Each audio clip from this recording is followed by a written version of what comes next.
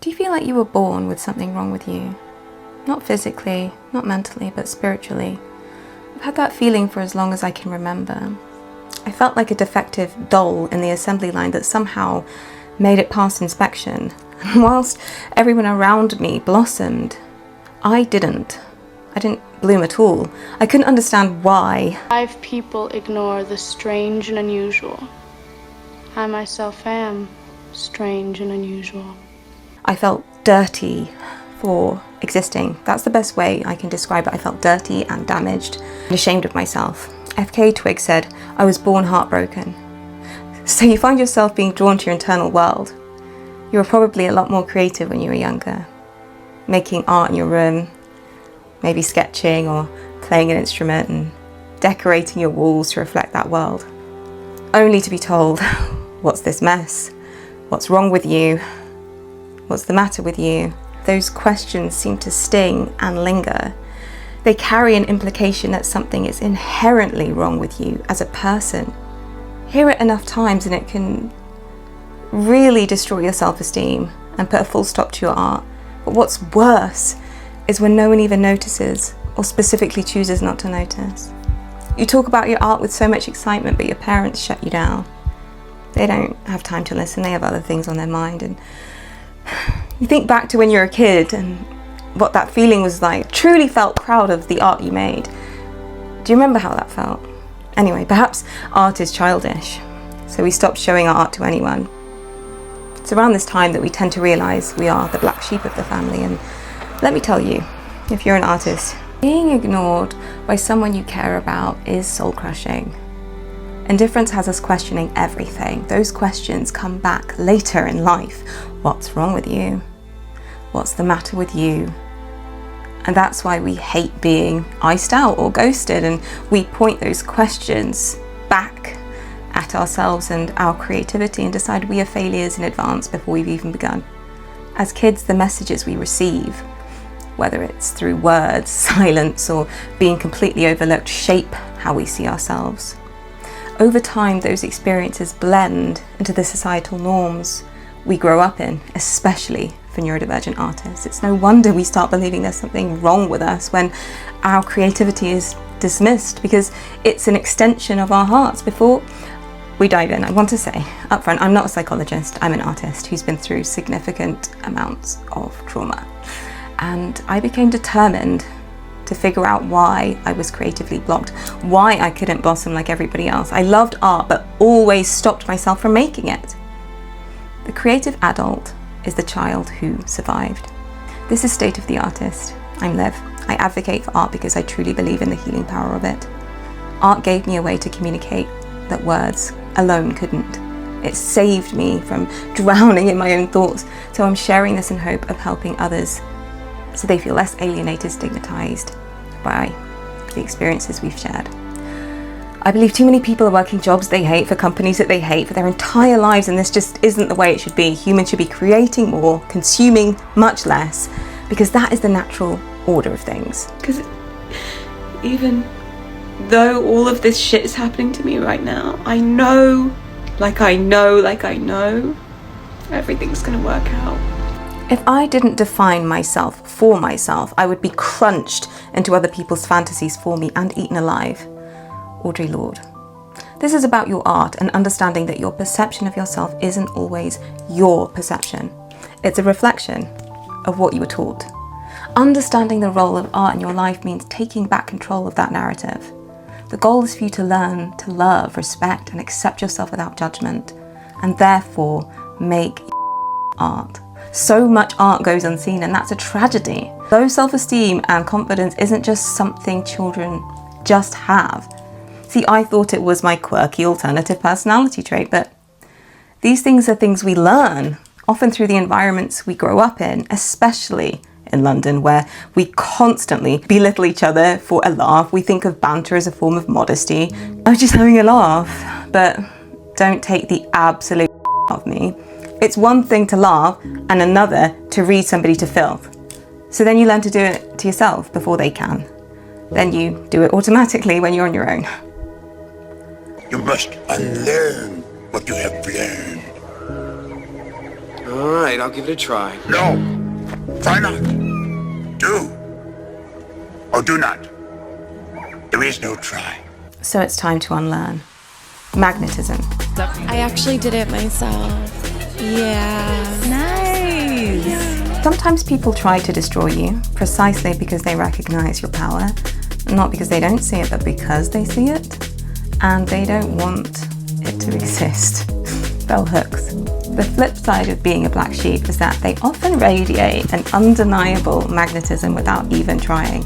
They possess this raw energy. While they may not fit like a conventional standard of physical beauty, there's something just hypnotic about them, an edge of charisma, a sparkle of an aura, and it's fascinating because, 90% of communication is nonverbal. But energy doesn't lie. And I've always felt deeply connected to my soul, and it used to irritate grown adults when they confused my self-worth for arrogance. They couldn't understand or handle it, and they would try to smother it because they found it threatening in some way. As an artist, self-respect has nothing to do with an inflated ego, conceit, or vanity. Don't conflate self-respect with narcissism. It's the vibration of security, dignity, integrity, and unwavering self-belief. I've noticed that other black sheep always have this calm knowing, like a self-assured quality about them. It's very grounding, but I found people in my life who saw it would do their absolute best to antagonize, bully, pick fights, and taunt me to take me out of my grounded state. Are you feminine? Do you like being masculine? I like being both, actually. Not being masculine, it's an attitude, really. Being masculine, what is that? I mean, can you tell me what is being masculine? Or do you find women attractive? I find women attractive. I think if I didn't, I wouldn't find myself attractive. I think one has to begin first with themselves and then go from there. It's like we never tried to be ourselves, we simply were ourselves in the first place, and they don't like that. So we spend the rest of our lives looking for validation and people-pleasing, desperate to be someone else, utterly confused why they still don't like us anyway, and our lives feel completely distorted and backwards. My favourite Ethel Cain lyric is, "I am no good or evil, simply I am, and I have come to take what is mine." The way I had to sit down and process what that song was about, because it hit me on so many levels, not just as someone with ADHD and autism, but because of the sheer amount of abuse I have explicitly received. People who are deeply reflective, who spend a lot of time ruminating on their own behavior and understanding, they understand not just their own actions, but the behavior of everyone around them. Now, what you've got to understand about being a mirror is that not everybody wants to see the truth. Some people aren't comfortable with freedom because it scares them. They prefer the comfort of a lie, even if that lie keeps them stuck. When you hold up the mirror and show them who they really are, or remind them that they can truly do whatever they want, it can be truly terrifying. It's like when you have a kitten or a puppy and you see it in the mirror for this first time and their instinctual reaction is fear. They puff up, they hiss and bark at their own reflection. The reflection is unfamiliar and it challenges their comfort. And that's how some people react when faced with freedom and truth and what you represent. They lash out, retreat, and even reject the reflection in front of them. For some reason, creativity as a career is still treated like it's an afterthought, rather than a legitimate vocation. Even though it's everywhere we look, people dismiss it because it's rooted in imagination, which they think looks too easy or too simple to be worthy of real value. They ignore the gravity of the effort involved because of how seamless and slick art can appear. I often hear people mock modern art thinking, "Oh, a 4-year-old could do it. What a load of shit." Yeah, well, go on then, do it. That's the thing about art. It looks easy, but ask any artist, do you like making art? No. So why do you make it? Because I have to. You aren't just purchasing the end product, you're purchasing that artist's mastery, the intensity of every single brushstroke or word. Color is powerful, words are powerful, music notes are powerful, but even more powerful is the conductor who orchestrates it all to give it meaning. Artists are masters of conducting creative energy. You can only become truly accomplished at something you love. Don't make money your goal. Instead, pursue the things you love doing and then do them so well that people can't take their eyes off you. Maya Angelou. Artists transmute pain. Pain is sacred, honoring your body, your precious body that went through all of those experiences. Document it with art. In my life, I'm very open and candid about things, because also I think holding secrets, holding heaviness, holding weight is very unhealthy and not very good for the mind. And when I was younger, people thought I made very narcissistic work and very self-indulgent and very vain work, because it was like me. But now times have changed. People realise that making work about all of these subjects are really important because they have to be discussed. And right now, what's happening in the world, they really need to be discussed. So anybody that thought I was ranting on about 30 years ago, look what's happening now. Don't stuff the pain away, ashamed of it. It hurts and it will continue to hurt until you honour it. You don't get to hate your body. Your body is a work of art, and what a work of art it is. Art is revealing the soul. Art is meant to comfort the disturbed and disturb the comfortable. Now, I want you to understand how powerful art is. I'd go so far to say that art is the most beautiful form of communication we've ever had or ever will have. And for most people, using the power of free will and owning it is hugely unsettling to them.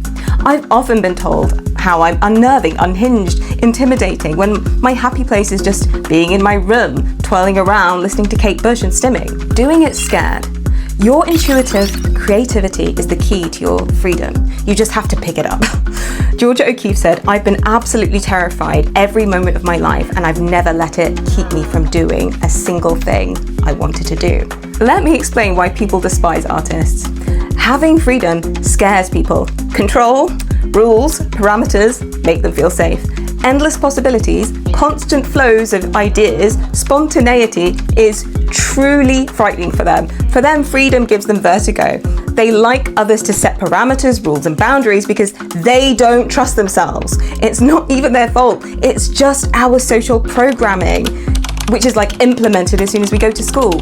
But again, we must unlearn what we have learned, especially once reality doesn't align with those rules anymore. Being an artist is a trust fall into the universe. It's taking a leap, knowing the net will appear. Most cannot fathom taking such a risk without a guaranteed outcome. Our society thrives on predictability, structure, and control, things that creativity defy.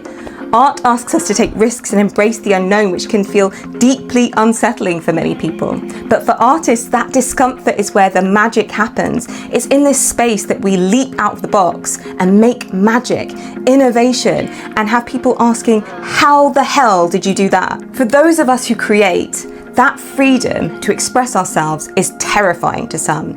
It's like we're living in a fantasy world they cannot see. And that discomfort, it's what we live for. It's the heartbeat of creation. It's not enough to be nice in life. You've got to have nerve. Georgia O'Keeffe. Reconditioning. We're taught to hate ourselves. And when we continually reinforce that hate subconsciously, we don't realize that self-deprecating jokes actually register. We actually feel them. I'm a big believer in words are spells, and what you tell yourself, you end up believing. The same way that advertisers use catchy slogans so that you remember the brand, or like a pop artist has like a super catchy chorus, the words we tell ourselves can become so catchy, like a song you hate to love but can't stop singing. Our art is about harnessing energy, so we must catch those words we hear by our inner critic and literally laugh at them, rebel against them. I started actively doing this in 2020, and I've been able to filter it out, and I genuinely thought that I could never do it. I thought it was impossible. Our brains, our bodies don't know the difference between a joke at our expense or an insult. What started out as funny isn't so funny when you're having a panic attack when somebody asks you what you do for a living. Our childhood experiences are like the foundation of a house. If the foundation is cracked by criticism, neglect, it takes time and effort to rebuild. But it's always possible because I'm literally doing it right now. Forgive yourself for not knowing what you didn't know before you learned it. I did then what I knew how to do. Now that I know better, I do better. Maya Angelou. Which brings me to self-confidence versus self-esteem. Aren't they the same thing? No. Think of it this way. Self-confidence is like the exterior of a house, the fresh coat of paint, the manicured lawn, the picket fence and the welcoming front door. It's the part that everybody sees polished and put together, but self-esteem, that's literally the house itself. It's the foundation. The electrics, the plumbing, the brick, the inner workings that hold everything together. It's how you truly see yourself, your worth, your value. Self-confidence is how you show up in the moment, how you handle a situation. It's like when you're about to give a speech or nail a job interview or pull off a new look. It's how you act when you're flexing. It's the right now feeling built on past wins, how prepared you feel and the hype you give yourself in that moment. It's that spark that gets you to take action and to step up. But self-esteem is so much deeper. It's about yourself when nobody's watching, when the crowd's gone and it's just you with your thoughts. It's your inner worth, your true value. It's not about validation from outside. It's about how you treat yourself day in, day out. It's that quiet strength, the foundation that holds you up. Self-esteem doesn't flicker based on a moment. It's constant and steady. Imagine you're standing at the edge of a stage. Self-confidence is that moment before you step out into the spotlight, but self-esteem is literally what got you there in the first place. That rock-solid belief, so that you stand tall, even if nobody would be applauding, you still know your self-worth. So in order to become more confident, you actually need to work on your self-esteem first. Listen, the more you appreciate your value, your individuality, the more likely you're going to conquer your fear of being seen, because that's exactly what I did. So how do we gain higher self-esteem?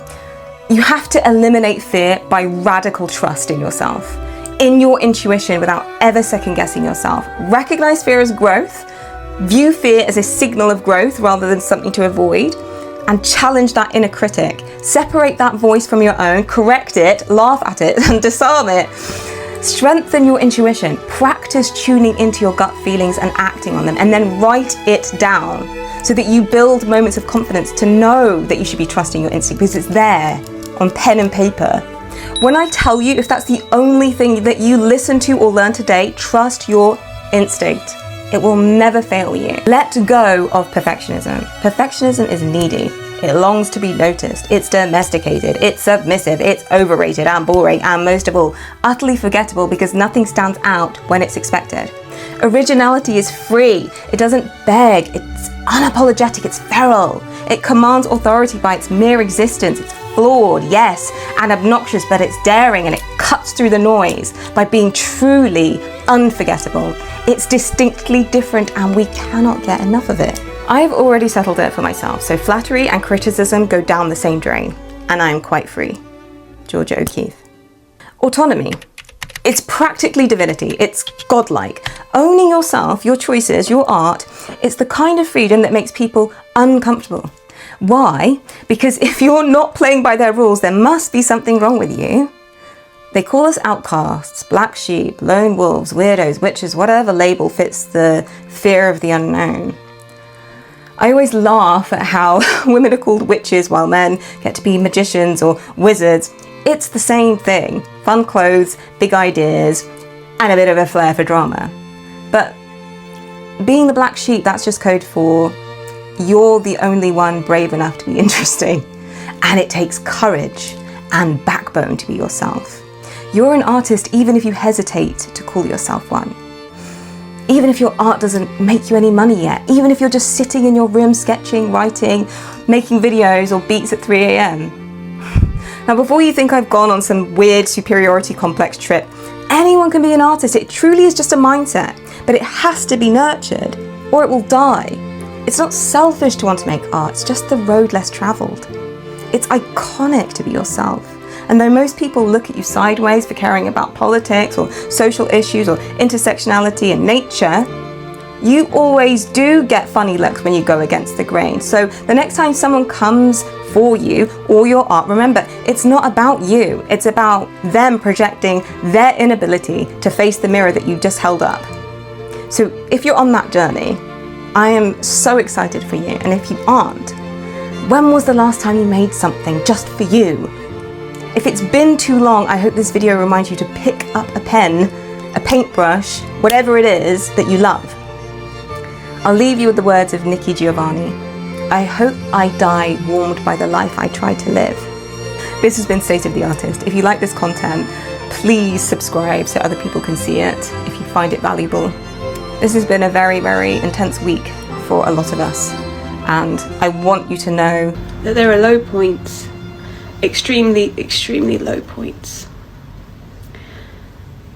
but that you can't stop, that you have to push through, and you have to push through because I see other people pushing through, and I'm fighting for all of you. it's not easy what America is going through right now, but I don't want you to think that the rest of the world thinks that you're stupid or idiots. We care about you. We know that most of you don't like what is happening in your country. I love you, and I'll see you next week.